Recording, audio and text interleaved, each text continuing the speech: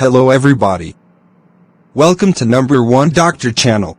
Today we will talk about one of the famous doctors, Norman Barrett. From 1903 to 1979. Barrett's ulcer of the esophagus. Norman Barrett was born in Adelaide, Australia. He was sent to school at Eton, and from there proceeded to Trinity College, Cambridge, where he gained first-class honours in the basic medical sciences in 1925. He trained at St. Thomas's Hospital, London, and qualified in 1928. At St. Thomas's he held resident hospital appointments and then the coveted post of resident assistant surgeon. A Rockefeller Fellowship enabled him to study under the Mayo brothers at the Mayo Clinic. In 1935 he was appointed onto the surgical consultant staff back at St. Thomas's Hospital. There, he developed a special interest in thoracic surgery, which in those days had a special emphasis on the surgical treatment of pulmonary tuberculosis. At the weekends, he would travel to sanatoria in South Wales and Cornwall to operate on thoracic cases there.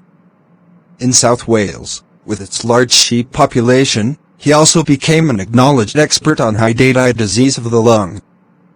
Barrett was a popular surgical teacher and prolific writer. He edited the new journal Thorax.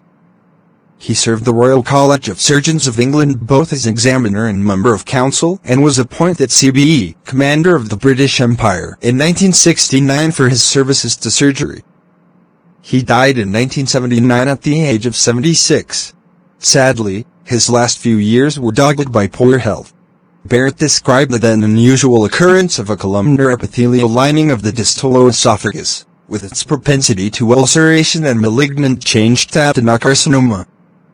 He regarded this as being due to a congenitally short esophageal squamous mucosa pulling up the columnar lining at the cardia.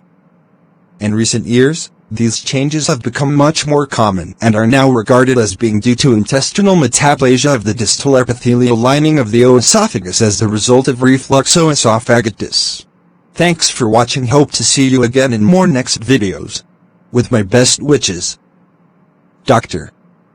Ahmed.